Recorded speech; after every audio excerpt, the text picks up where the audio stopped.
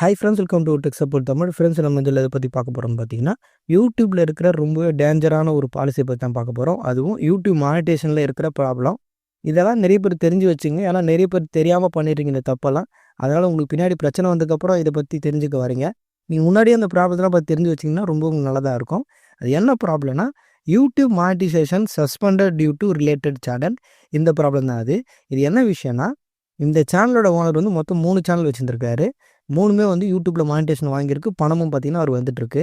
இதில் ஒரு சேனல் வந்து ரீயூஸ்டு கண்டென்ட் ப்ராப்ளத்தினால மானிட்டேஷன் பார்த்தீங்கன்னா கேன்சல் ஆகிடுச்சு.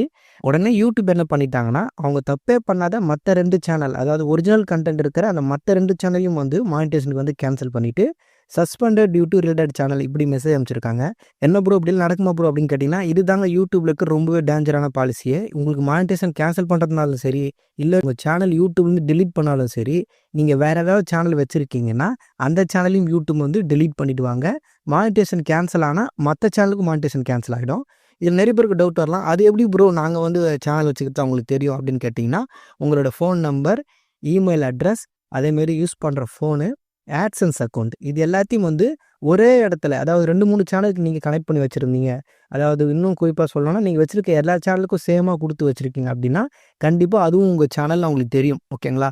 இப்போ வந்து யூடியூப்பில் ஒரு தப்பு நடக்குது, அது மானிட்டேஷன் கேன்சல் ஆனாலும் சரி, இல்லை சேனலே டெலிட் ஆனாலும் சரி, அந்த தப்பு பண்ணுறது அந்த சேனல் கிடையாது, அந்த ஓனர் தான். ஓகேங்களா? அதனால் யூடியூப் வந்து பனிஷ்மெண்ட் கொடுக்கும்போது அந்த சேனலுக்கு கொடுக்க மாட்டாங்க, அந்த ஓனருக்கு கொடுப்பாங்க. ஓகேங்களா? அப்போ நீங்கள் 2-3 சேனல் வச்சுருந்தாலும் அதில் ஒரு சேனல் தப்பு பண்ணாலும், தப்பே பண்ணாத இன்னொரு சேனலும் பார்த்தீங்கன்னா டெலீட் ஆகிடும், இல்லை மானிட்டேஷன் பார்த்தீங்கன்னா கேன்சல் ஆகிடும். அதனால் இது ரொம்பவே டேஞ்சரான பாலிசின்னு சொன்னது இதுக்காகத்தான். அது மட்டும் இல்லாமல் நீங்கள் புதுசாக இன்னொரு சேனல் வந்து கிரியேட் பண்ணி அதுக்கும் மானிட்டேஷனுக்கு வந்து அப்ளை பண்ண முடியாது. சப்போஸ் நீங்கள் அப்ளை பண்ணிங்கன்னா அந்த சேனலும் வந்து யூடியூப் வந்து மானிட்டேஷன் கேன்சல் பண்ணிவிடுவாங்க. இல்லை டெலீட் ஆகியிருந்தால் அதையும் வந்து டெலீட் பண்ணிவிடுவாங்க. எதனாலனா உங்களை வந்து தடை பண்ணுறாங்க. நீங்கள் ஃபஸ்ட்டு அந்த ரீயூஸ்டு கண்டென்ட் வந்து பார்த்தீங்களா, அந்த ப்ராப்ளத்தை சால்வ் பண்ணுற வரைக்கும் உங்களுக்கு மற்ற சேனலுக்கு மானிட்டேஷன் திரும்ப தரமாட்டாங்க. நீங்கள் அந்த ரீயூஸ்டு கண்டென்ட் ப்ராப்ளத்தை சால்வ் பண்ணிவிட்டு திரும்ப மானிட்டேஷன் வாங்கினா தான் மற்ற சேனலுக்கும் மானிட்டேஷன் கிடைக்கும்.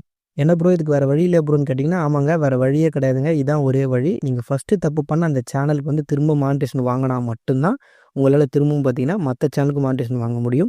இதுக்கு வேறு வழியே கிடையாது.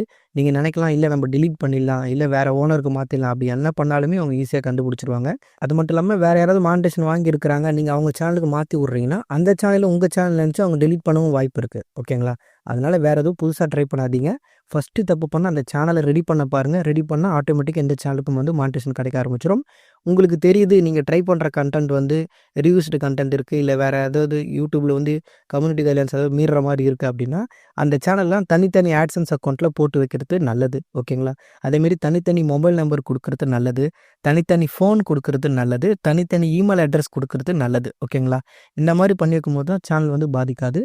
இதுதான் பார்த்தீங்கன்னா அந்த மெயில் ஃபார்மேட். இப்படி தான் உங்களுக்கு வந்து அந்த ரிலேட்டட் சேனல் வந்து மானிட்டேஷன் கேன்சல் ஆனால் இந்த மாதிரி தான் மெயில் சென்ட் பண்ணுவாங்க. இதில் செகண்ட் பேராகிராஃபில் போட்டிருக்காங்க பாருங்கள்.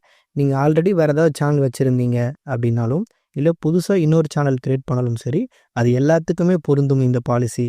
இதுக்கப்புறம் நீங்கள் என்ன பண்ணாலுமே அந்த சேனலுக்கும் வந்து யூடியூப் மானிட்டேஷன் வந்து கொடுக்க மாட்டோம். சப்போஸ் உங்களுக்கு மானிட்டேஷன் நீங்கள் வாங்கி வச்சுருந்தீங்கன்னா அதெல்லாம் கேன்சல் பண்ணிவிடுன்னு போட்டிருக்காங்க பாருங்கள். இன்னொரு முக்கியமான விஷயம், நீங்கள் வீடியோ ஷேர் பண்ணாலும் யூடியூப் வந்து ஈஸியாக கண்டுபிடிச்சிருவாங்க. நீங்கள் ஷேர் பண்ணுற அந்த சேனல் வந்து மானிட்டேஷன் கேன்சல் பண்ணி விட்டுருவாங்க. இப்போ நீங்கள் 2 சேனல் வச்சுருக்கீங்கன்னா, அதில் மானிட்டேஷன் ஒரு சேனலுக்கு டெலிட் ஆகிடுச்சு, கேன்சல் ஆகிடுச்சு, இன்னொரு சேனலுக்கு இருக்குதுன்னு வச்சுப்போம். இப்போ ஆல்ரெடி மானிட்டேஷன் இருக்கிற சேனலில் இருக்கிற வீடியோ எடுத்துகிட்டு வந்து மானிட்டேஷன் கேன்சல் ஆன அந்த சேனலோட கம்யூனிட்டி போஸ்ட்டில் கொடுக்குறீங்க, இல்லை ஏதாவது வீடியோவில் லிங்காக கொடுக்குறீங்க. எதனாலனா, இங்கே இருக்கிற வியூவர்ஸை அங்கே பார்க்க வைக்கிறதுக்காக அது மாதிரி பண்ணிங்கனாலும் உங்களுக்கு வந்து யூடியூப் என்ன பண்ணுவாங்கன்னா அந்த சேனலோட மானிட்டேஷனை கேன்சல் பண்ணுவாங்க. இந்த மாதிரி தான் நீங்கள் பண்ணவே கூடாது. இப்போ பார்த்தீங்கன்னா நிறைய சர்க்குமென்ஷன் பாலிசியால் சேனல்லாம் டெலிட் ஆகுது. அதுக்கான காரணம் என்னென்னா, யூடியூப் வந்து இந்த ஏஐ பேஸ்டு நிறைய ரூல்ஸ் எல்லாம் கொண்டு வந்துட்டாங்க. ஏன்னா இப்போ ஒரு மனுஷங்க உட்காந்து பார்த்து அந்த ரூல்ஸை கண்டுபிடிச்சி அவங்க சேனல் மானிட்டேஷன் கேன்சல் பண்ணுறதுக்கும் இல்லை சேனல் டெலிட் பண்ணுறத விட ஏஐ பார்த்தீங்கன்னா ரொம்ப சீக்கிரமாக அதை ஃபைன் பண்ணிடுது. நீங்கள் ஒரு சின்ன தப்பு பண்ணாலும் ஈஸியாக கண்டுபிடிச்சிடுது. ஓகேங்களா? அதனால தான் நிறைய பேருக்கு யூடியூப் மானிட்டேஷன் கேன்சல் ஆகுது, நிறைய பேரோட சேனல் டெலிட் ஆகுது. அதனால் வந்து இதுக்கப்புறம் நம்ம ரொம்ப ஜாக்கிரதையாக இருக்கணும். அதனால் இந்த பாலிசிலாம் நீங்கள் தெரிஞ்சு வச்சுங்க. இந்த மாதிரி தப்பெல்லாம் வந்து நீங்கள் பண்ணவே பண்ணாதீங்க. ஓகே ஃப்ரெண்ட்ஸ், இப்போ எப்படி இந்த சேனலோட மானிட்டேஷன் வந்து திரும்ப வாங்குறது அதை பற்றி பார்க்கலாம். நான் முன்னாடியே சொன்ன மாதிரி எந்த சேனலில் ஃபஸ்ட்டு தப்பு பண்ணீங்களோ அந்த சேனலோட தப்பை வந்து நீங்கள் சரி செய்யணும். இப்போ இவர் வந்து ஃபஸ்ட்டு சேனலுக்கு வந்து ரீயூஸ்டு கண்டென்ட் ப்ராப்ளம் வந்திருக்கு. அதை அவர் சரி செஞ்சு அவர் திரும்ப மானிட்டேஷன் வாங்கினா மற்ற சேனல்லாம் திரும்ப பார்த்தீங்கன்னா மானிட்டேஷன் கிடச்சிடும். ரீயூஸ்டு கண்டென்ட் உங்களுக்கு வந்து மானிட்டேஷன் ரிஜெக்ட் ஆன உடனே அப்பீல் பண்ண 14 நாள் டைம் கொடுப்பாங்க. அடுத்த 14 நாளுக்குள்ளே பார்த்தீங்கன்னா உங்களால் அப்பீல் பண்ண முடியும். நீங்கள் அப்பீல் பண்ணால் திரும்ப பார்த்தீங்கன்னா உங்களுக்கு மானிட்டேஷன் கிடைக்க வாய்ப்பு இருக்குது. ஆனால் உங்கள் மேலே தப்பு இல்லைனா தான், ஓகேங்களா? உங்கள் மேலே தப்பு இருக்குன்னா அவங்க வந்து மானிட்டேஷன் வந்து திரும்ப தரமாட்டாங்க, கேன்சல் பண்ணி தான் விடுவாங்க. அப்படி கேன்சல் பண்ணாலும் நீங்கள் வந்து திரும்ப வந்து ரீஅப்ளை பண்ணலாம். சில பேருக்கு 30 நாள் கழித்து ரீஅப்ளை பண்ணுறதுக்கான ஆப்ஷன் கொடுப்பாங்க. சில பேருக்கு வந்து 90 நாள் கழித்து ரீஅப்ளை பண்ணுறதுக்கான ஆப்ஷன் கொடுப்பாங்க. அதில் கீழே அந்த பேராகிராஃப்லேயே லாஸ்ட்டில் வந்து டேட் மென்ஷன் பண்ணியிருப்பாங்க, என்னைக்கு வந்து உங்களுக்கு வந்து ரீஅப்ளை பட்டன் வரும் அப்படின்னு. நீங்கள் உங்களுடைய எல்லா எலிஜிபிலிட்டியும் வந்து கரெக்டாக மெயின்டைன் பண்ணிட்டு வந்தீங்கன்னா கரெக்டாக அந்த டேட்டில் வந்து பார்த்திங்கன்னா உங்களுக்கு ரீஅப்ளை பட்டன் வரும். அப்போ வந்து நம்ம திரும்ப யூடியூப்பில் மானிட்டேஷன் வந்து அப்ளை பண்ணிக்கலாம். சப்போஸ் அப்பீல் பண்ணி உங்களுக்கு வந்து உங்கள் மேலே தப்பு இல்லைன்னு தெரிஞ்சிருச்சுன்னா அவங்க உடனே யூடியூப் மானிட்டேஷன் கொடுத்துருவாங்க.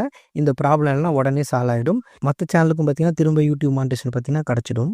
யூடியூப்பில் உங்களுக்கு மானிட்டேஷன் கேன்சல் ஆனால் நீங்கள் அடுத்து அப்பீல் பண்ணலாம், ரீஅப்ளை பண்ணலாம். இதை எப்படி பண்ணுறதுன்னு ஆல்ரெடி எக்ஸ்பிளைன் பண்ணி நம்ம சேனலில் வீடியோ போட்டிருக்கோம். அந்த வீடியோ லிங்க் டிஸ்கிரிப்ஷனில் கொடுத்துருக்கேன், உங்களுக்கு தேவைப்பட்டா செக் பண்ணி பாருங்கள். அடுத்து இப்போ இந்த சேனலுக்கு வந்து ரீயூஸ்டு கண்டென்ட் சொல்லி மானிட்டேஷன் கேன்சல் பண்ணியிருக்காங்க. நிறைய பேருக்கு ரீயூஸ்டு கண்டென்ட்னா என்ன, அது எப்படி கண்டுபிடிக்கிறது, அது எப்படி சால்வ் பண்ணுறதுன்னு தெரியாமல் இருக்கலாம். அதை பற்றி நம்ம சேனலில் தனி வீடியோவே இருக்குது, அதை செக் பண்ணி பாருங்கள். அந்த வீடியோ பார்த்தாலே உங்களுக்கு உங்கள் சேனலில் இருக்கிற ரீயூஸ்டு கண்டென்ட்டை ஈஸியாக நீங்கள் கண்டுபிடிச்சிடலாம். இப்போ ரீயூஸ்டு கண்டென்ட்ன்றது ஒரு ப்ராப்ளம் தான். இதே மாதிரி ரிப்பீட்டட் கண்டென்ட்னு ஒரு ப்ராப்ளம் இருக்குது, டிசிப்டிவ் ஆக்டிவிட்டின்னு ஒரு ப்ராப்ளம் இருக்குது. மொத்தம் 3 ப்ராப்ளம். இதை வச்சு தான் உங்களுக்கு யூடியூப்பில் மானிட்டேஷன் கேன்சல் பண்ணுவாங்க. இது இல்லாமல் வேறு ரூல்ஸ் இல்லை, ஓகேங்களா? வேறு பாலிசி இல்லை. இந்த 3 ரூல்ஸையுமே, இந்த 3 பாலிசியுமே எக்ஸ்பிளைன் பண்ணி ஆல்ரெடி நம்ம சேனலில் வீடியோ இருக்குது, நீங்கள் சர்ச் பண்ணி பாருங்கள், சேனலில் அந்த வீடியோ இருக்கும். உங்களுக்கு இப்போ ரீயூஸ்டு கண்டென்ட் இல்லாமல் டிசிப்டிவ் ஆக்டிவிட்டியால் உங்கள் சேனல் டேட்டா இருந்தால் அதை எப்படி சரி பண்ணுறதுன்னு வீடியோ போட்டிருக்கேன். அதேமாதிரி ரிப்பீட்டட் கண்டென்ட்னால மானிட்டேஷன் கேன்சல் இருந்தால் அதை எப்படி சரி பண்ணுறதுன்னு மறுபடியும் நம்ம சேனலில் வீடியோ இருக்குது, அது லிங்க்லாம் கீழே டிஸ்கிரிப்ஷனில் கொடுத்துருக்கேன், உங்களுக்கு தேவைப்பட்டால் செக் பண்ணி பாருங்கள். இன்னொரு முக்கியமான விஷயம், உங்கள் சேனல் இருக்கிற ப்ராப்ளத்தை நீங்கள் சால்வ் பண்ணிவிட்டு ரீஅப்ளை பண்ணால் மட்டும்தான் உங்களுக்கு திரும்ப மானிட்டேஷன் கிடைக்கும், இல்லைனா கிடைக்கவே கிடைக்காது. திரும்பியும் உங்கள் சேனல் இந்த ப்ராப்ளம் இருக்குன்னு தான் அவங்க மெசேஜ் அனுப்புவாங்களே கண்டி, உங்களுக்கு வந்து திரும்ப மானிட்டேஷன் தரமாட்டாங்க. அதனால் அந்த ப்ராப்ளத்தை ஃபஸ்ட்டு கண்டுபிடிச்சி சால்வ் பண்ணுங்கள். சால்வ் பண்ணுறதுனா எப்படின்னா, இப்போ எந்த வீடியோவில் ரீயூஸ்டு கண்டென்ட் இருக்குதுன்னு பார்த்தா அந்த வீடியோ வந்து ப்ரைவேட் பண்ணணும், இல்லை டெலீட் பண்ணணும், இல்லை வேறு ஏதாவது ப்ராப்ளம் இருக்குன்னா அதை என்னன்னு கண்டுபிடிச்சிட்டு அதை வந்து சரி செய்யணும். சரி செஞ்சுட்டு புதுசாக வீடியோ போடலாம். புதுசாக வீடியோ போட்டுட்டு அந்த டைம் வரையும் வெயிட் பண்ணிங்கன்னா எலிஜிபிலிட்டியும் மெயின்டைன் பண்ணணும். எலிஜிபிலிட்டினா வாட்சர்ஸ்லாம் கம்ப்ளீட் பண்ணுவோம்ல, அதை வந்து மெயின்டைன் பண்ணிகிட்டே இருக்கணும். அப்போ தான் அந்த ரீஅப்ளை பட்டன் வரும், நம்ம வந்து ரீஅப்ளை பண்ண முடியும். ப்ராப்ளம் சால்வ் பண்ணணும், எலிஜிபிலிட்டி மெயின்டைன் பண்ணணும். இது எல்லாத்தையும் வந்து பண்ணிகிட்டே இருந்தால் தான் அந்த ரீஅப்ளை வந்த உடனே நம்ம அப்ளை பண்ணால் உடனே கிடைக்கும், இல்லைன்னா கிடைக்காது. நிறைய பேர் இதை ஒரு ப்ராப்ளம் வந்து என்கிட்ட சொல்லிட்டு இருக்கீங்க, அதனால தான் இதையே சொல்கிறேன். ஓகே ஃப்ரெண்ட்ஸ், அவ்வளோதான். இந்த வீடியோ உங்களுக்கு யூஸ்ஃபுல்லாக இருந்தால் வீடியோக்கு ஒரு லைக் பண்ணுங்கள். இந்த மாதிரி நிறைய யூஸ்ஃபுல்லான வீடியோஸ்லாம் பார்க்க மறக்காம நம்ம சேனலை சப்ஸ்கிரைப் பண்ணி சப்போர்ட் பண்ணுங்கள். இந்த வீடியோ சம்மந்தமாக வேறு ஏதாவது டவுட் இருக்குன்னா கீழே கமெண்ட் பாக்ஸில் சொல்லுங்கள். அப்படி இல்லை இன்ஸ்டாகிராம் பேஜ் லிங்க் இருக்குது, அதுலேயும் வந்து சொல்லலாம். ஓகே ஃப்ரெண்ட்ஸ், அடுத்த ஒரு யூஸ்ஃபுல்லான வீடியோ பார்க்கலாம். தேங்க்ஸ் ஃபார் வாட்சிங்.